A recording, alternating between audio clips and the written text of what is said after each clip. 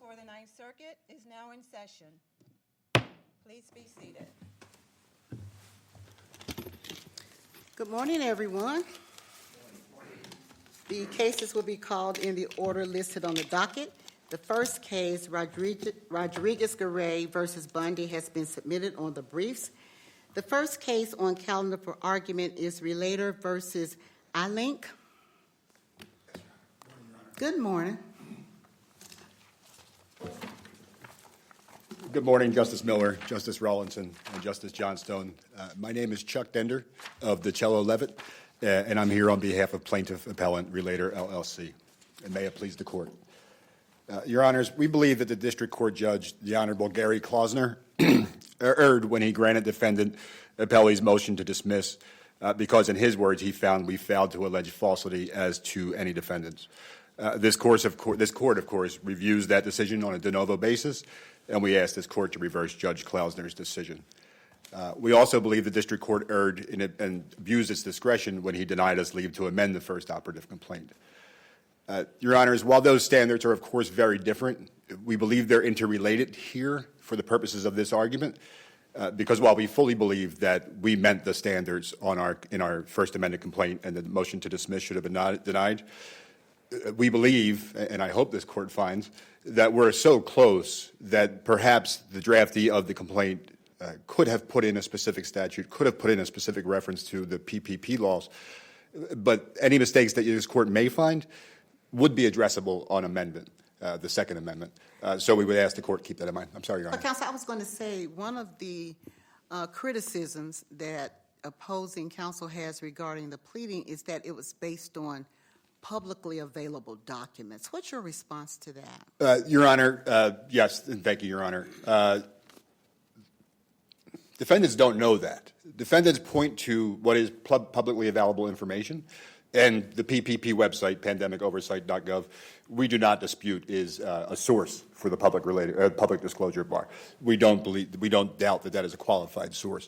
That information is purely factual. Under the Ninth Circuit standard, under the Metesky test, or under Silbershire, it doesn't amount to a public disclosure. There's no indication there of fraud.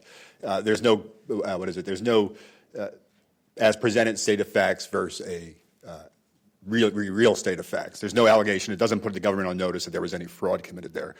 Our relators, defense counsel also makes a lot to do that our Relator LLC, is an outsider, not an insider to the company. And as this court is aware, there's no prohibition under the False Claims Act for an outsider to become a whistleblower. There may be a higher standard that they have to meet as far as proving their information. But as we allege in the complaint and as is briefed in our documents, not only are they outsiders who did their own investigative legwork, which of course defendants will have the right to get into at discovery, and then raise the public disclosure bar again on summary judgment or at trial. They also talk to former employees former employees. I'm sorry. So while the information that their complaint alleges may exist in the public realm, it's not that they based their complaint on that publicly disclosed or solely on that publicly disclosed information. They also did their investigative legwork. Were you going to say something? Did the complaint reference the former employees that were consulted and what information was garnered from that consultation? I don't believe the complaint did that, Your Honor, and that's a fix that can be done in the Second Amended complaint. Our briefing discusses how they spoke to former employees at iLink. But no, the complaint, that's a failure of the complaint. But we don't believe it's a failure that renders the complaint subject to the motion to dismiss. We still believe that, importantly, this is a factual falsity or a legal falsity case, not an implied certification theory. We believe the complaint goes through all 5 certifications that were on their face false, and we believe that the complaint goes through the reasons why each of those 5 certifications were false on their face. Was the complaint drafted the way I would have drafted the complaint? Perhaps not, but I do believe the information was in there with allegations supporting the false factual certifications. You mentioned the possibility of amendment. Could you sort of sketch out is there additional factual information you'd be able to allege that would support falsity? My apologies, Your Honor. I'm a bit nervous. Yes, Your Honor. For instance, Judge Klausner took issue with the idea getting into the registered as a corporation in Delaware in late 2019 but registered a business that would only be doing business in California at that time period. Judge Klausner took issue with the fact that our allegations said they couldn't have been doing business until they registered on July 22nd. He sort of, I forget his exact language, but he sort of takes us to task for not citing the statutes. And we could cite to the California Tax Code statute and the California Secretary of State statute that says it's not proper to be doing business, including hiring employees, prior to being registered with the Secretary of State. So that's one thing that I think is a simple fix that could give some more clarity to the extent it's needed. And we sort of take issue that the defendants are not put on notice by this complaint of our allegations, but would bring more clarity to the complaint. And what about the $100,000 salary limit? I mean, you have there's some question as to what your calculation even is. Whatever it is, it's not spelled out in the complaint. So I agree it's not spelled out clearly in the complaint, Your Honor. And there is some confusion, I will admit, in the complaint and with defense counsel too, not their fault, between the standards for getting the PPP loan and getting the standard for getting the PPP loan forgiven, which we also allege are falsely certified. For getting the PPP first draw loan, the amount you would receive would be 2.5 times your average monthly payroll. So what we did was we took the whole number divided by, it's in our brief, I'm sorry, by a number using the 2.5 months method. That's how we came up with the $179,000. Defense counsel, I would say improperly, but understandably, divided that number by 12 months. That's not the way the PPP loan determinations were worked out. It was a factor of 2.5 months of your average monthly salaries. Why didn't you make these fixes in the amended complaint? Your Honor, I was not involved in the case yet. I don't know. To be quite honest with you, I don't know. There were some additional allegations made. I do believe that they had a good faith belief that they made those allegations clear. I still believe, and again, I'm talking about amendment here, which is fine. I still believe the complaint does satisfy Rule 9b, but I believe, if given the chance, that I could quickly amend the complaint, being an experienced FCA lawyer, to meet the standards that are necessary in this case. What about Mr. Ayala? There's no allegation that he signed the disclosures, that he reviewed them, or even that he knew about them. So how can he possibly be liable? Well, Your Honor, it was sort of a control person standard for the PPP loans. We do allege he was the CEO, CFO, sole controlling person of the company. We don't use those words, but we do use that he was in charge of the affiliates, which would mean legally he had to be the one who either caused them to be submitted them or caused them to be submitted. So there's control person liability under the Securities Act, but this is about, is there, do you have a case that says that the False Claims Act? My apologies, Your Honor. I did not mean to bring in securities law with it. By control person, I meant the only person who could have caused, or who could have submitted these or caused them to be submitted. He would have had to approve them at some point. Are there more questions? With respect to, if I may, I think I still have 2 minutes left.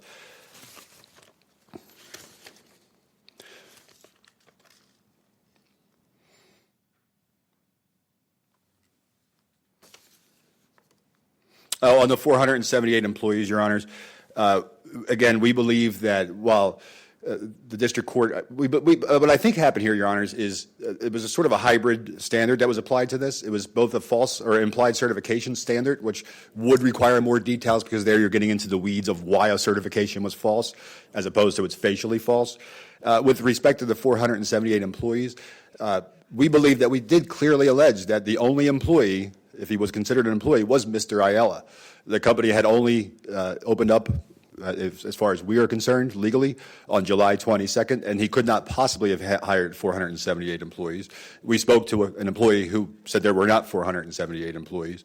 And the employees that would have been there under the PPP, if you were a corporation that hired temporary employees, you were allowed to count those temporary employees as your employees because the purpose of the PPP was to keep your payroll going forward. The temporary employment agencies were not allowed to count those employees.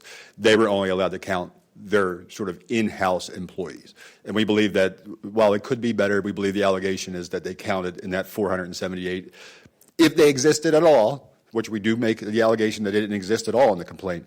If they existed at all, that number was false because they counted sort of, I don't want to use the term outsourced, but sort of people who were placed by them to work at another company. They weren't responsible for their payroll. They were not eligible to claim them on their PPP loan application. All right, Counsel, do you want to save some time for rebuttal? Thank you so much, Your Honors. Thank you.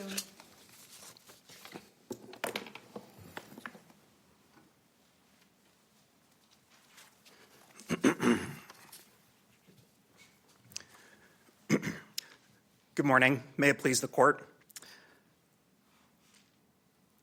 I think it's important to keep in mind that what we're dealing with here is a False Claims Act relator that is a private entity that calls itself Relator LLC. The district court observed that it was aptly named, and its only purpose is to file FCA claims against businesses that took out PPP loan funding. What does that matter to 12b-6? It matters because it explains why all of Relator's allegations are completely conclusory, speculative. It has no insider information about any of the defendants. So, for example, The second point, what in the statute or in the case law requires them to be an insider? yeah, I mean, that's not a direct requirement. That's not an element. But the reason I bring it up and emphasize it is because it really goes a long way toward explaining why we see the complaint that we do here, in which it's just pure legal conclusions, unadorned by any facts. They just go through each certification in the PPP loan application and just allege that each one was false. Well, is it a fact that the business was in operation in February 2020 before it registered to do business in California? I mean, yes, that is a fact, but the only actual supporting fact that they allege is that the company didn't register to do business in California until July of 2020. So they have no explanation or allegation as to why that would render them ineligible or render any of their statements in the PPP application false. Well, I think they say it's that combined with the Delaware filing that says that it was doing business in California. So if you take that latter filing to suggest that it wasn't doing business anywhere other than California, and then the lack of a California filing to suggest it wasn't doing business in California, you can, I mean, we're just talking about what's plausible at the complaint stage, right? You could infer that it wasn't doing business anywhere, couldn't you? I mean, it's too tenuous under Rule 9b, right? Well, 9b is a separate question, right? So we've got a particularity standard and a plausibility standard, and let me know if I'm getting these in the wrong order. But yes, they have to plead with particularity as to the who, what, where, when, how. But as to each of those factors, it only merely needs to be plausible that that's how they did it, that that's where they did it, that that's who did it, that that's what they did, right? Right. I mean, the cause of action itself has to be plausible. And so it's not, the standard isn't just, let's see if they have any facts that relate to what they're talking about. It's, have they pleaded enough factual detail to raise a plausible cause of action? And this, the fact that it didn't register in California and its registration in Delaware, I mean, none of that none of that necessarily indicates that it couldn't have had the reported number of employees. Another important fact about that is that and the employees are just one. You'd concede that a false certification of any of the 1, 2, 3, 4, 5, or 6, 7 different, any one of those would be sufficient to state a claim? Yes, and of course they allege every single one of them, just trying to get something to stick. But none of them rises to the level of plausibility. What about the purchase of real estate shortly after the funding came in? I mean, so they allege that Mr. Ayala purchased that real estate. So to be clear, Mr. Ayala did not take out a PPP loan. Only the business entities, the separate entities, took out PPP loan funding. Do the entities have any other officers than Mr. Ayala or owners? I mean, none of this is alleged in the complaint in any kind of detail, so it's strictly not part of the record. But my understanding is that yes, there are other there are other individuals who at least have some kind of managerial authority within these companies. What about the to pick up on Judge Miller's question, the salary math? How do you understand that to work out so it is not plausibly? I mean, we think it's pretty straightforward. I mean, that particular entity, that's iLink Business Management, took a $1,232,162 loan and reported that it had 33 employees. So, as the district court observed, if you divide $1,232,162 by 33, you come out with way, way less than $100,000. It's about $37,000 a year. But the loan wasn't supposed to cover the full year's salary. It was only 2.5 months, right? I mean, this isn't. Or that's the allegation. Well, it's not alleged in the complaint. So, I mean, sure, they can try to clean that up in their briefing, but that wasn't in the record before the district court. And in fact, in the district court's first dismissal order, it called out this exact point, and then there was nothing fixed, there was nothing clarified, there was nothing added in the first amended complaint. But how could it be otherwise if there's no apparent dispute in the facts that they weren't in business for a full year by this point? I mean, I don't think that they have alleged anything that plausibly makes that so. I mean, that it was incorporated in Delaware in 2019, and I mean So it's not. It is. It's not plausible to believe other than that they were incorporated in Delaware to do business only in California, where they were not actually licensed registered to do business until several months later, and that had in that limbo of being incorporated but not doing business, they had 33 employees that generated $1.2 million of salaries paid out while they were not doing business in California. I mean, why do the employees have to be in California? Is the point? As there's not. That's a great question for summary judgment, for trial. But there's nothing kind of once you've said that you're a California business incorporated in Delaware but not doing business till July. Again, just in terms of getting over the line to plausibility, that's certainly it sounds very particular. So then the question is whether that's plausible. I mean, it can be as particular as it gets, but it doesn't indicate that any of the certifications in the PPP loan application were false. I mean, it's completely consistent that it could have, been in operation, except, incorporated as a different entity or something like that. But that we have to look at the actual certificate. Let me put it this way. It's not like they had to certify that they were doing business in California, right? The location of the employees is not relevant to its eligibility for a PPP loan, right? What more would this is, I think, an interesting question that we've asked about your friend about. What more would they have to do, right? In other words, would the complaint have had to cite chapter and verse of California law, including cases, to say that registered to do business and being registered to do business in California is actually a legal requirement to do business in California? I mean, they needed to have at least alleged some factual detail in this regard. So, for example, why isn't the late filing, the July filing of the registration, that factual detail?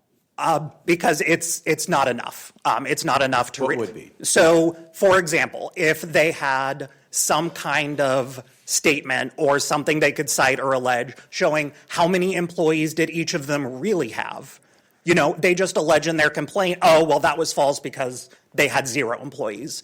Okay, so how does Relator LLC know? Is there a statement of information? Is there some kind of SEC filing? Anyone can just look at a statement and allege that it's false and say the opposite is true. But if it were going to reach the particularity standard, we would expect to see some kind of something besides relator's own say-so that it could cite and point to showing why the statement is false. And that's, under Rule 9b, under the cases, it has to be the who, what, the when, the where, the why, and the why it is false. So the basis for that knowledge. So opposing counsel represented that the relator talked to employees of the company. So why shouldn't we direct the court to grant leave to amend to include those specifics that you think are necessary?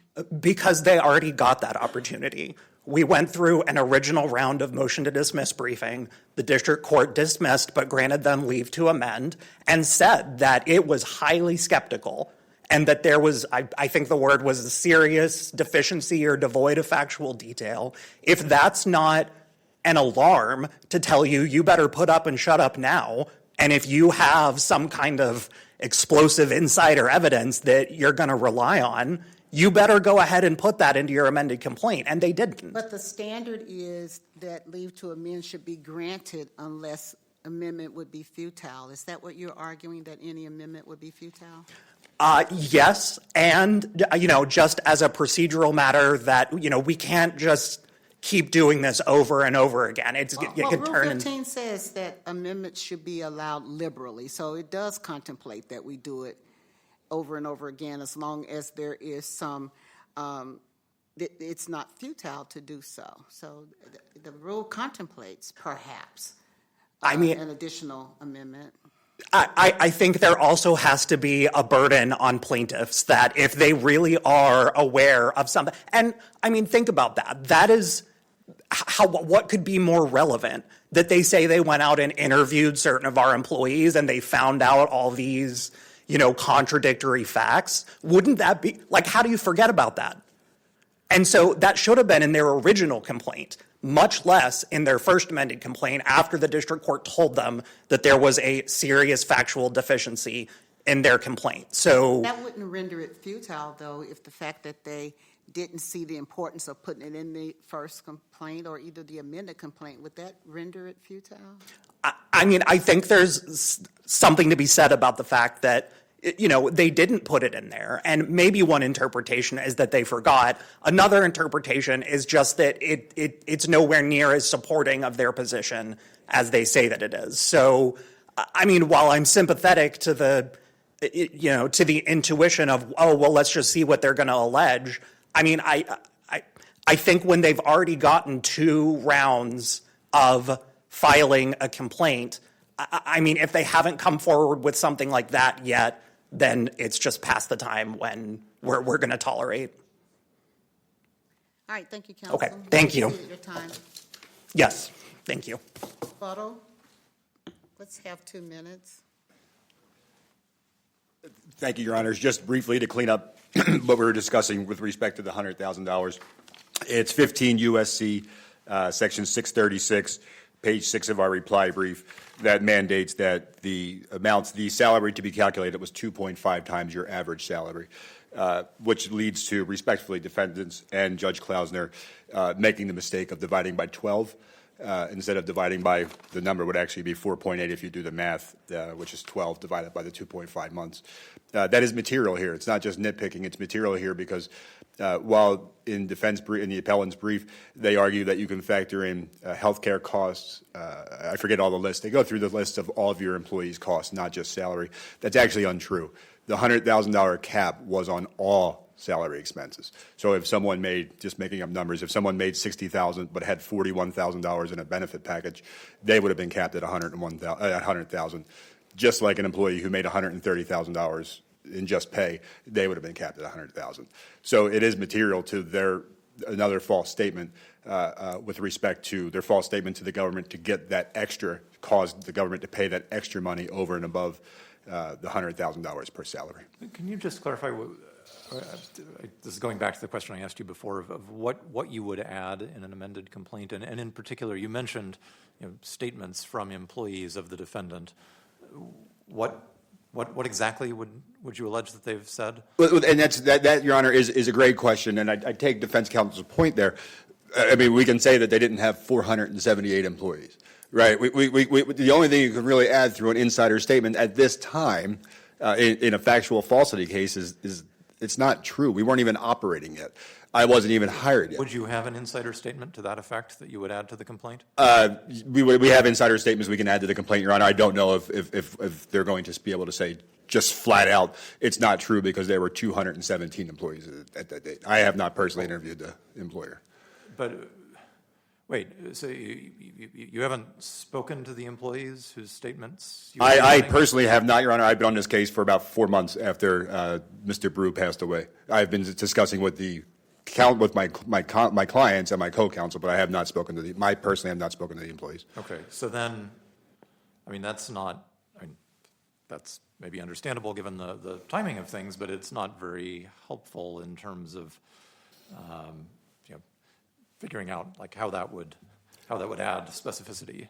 I appreciate that, Your Honor. Again, all I can do is talk to my co-counsel as I have done. To be honest with you, we don't put the cart before the horse. In my mind, I've been drafting the complaint, as I think we tend to do as lawyers. There will be a drilling down of that. But I do want to circle us back to the amendment. I still don't think that's necessary at this stage. I do think this complaint satisfies the standard for a False Claims Act case under a facial falsity claim under the PPP loans. I do not think it is barred by the public disclosure defense, and I do think we adequately allege scienter as well. What's your response to opposing counsel's position that your clients have already been given 2 opportunities to plead their causes of action and have not been able to do so adequately and should not be allowed a third opportunity? I'm so sorry, Your Honor. A, I don't think that's the standard. B, I think Your Honor was right when you said there to be leave is to be liberally given. I don't know if this is relevant here. As an FCA litigator, I can tell you that it's not rare to see 7th and 8th and 9th and 10th amended complaints. Several of the cases we cite, Silbershear, Soligo, Aetna, even though it came out the other way, they're all up on their 3rd and 4th and 5th Amendment complaints. Sometimes it does take a while to get the complaint right under the False Claims Act context.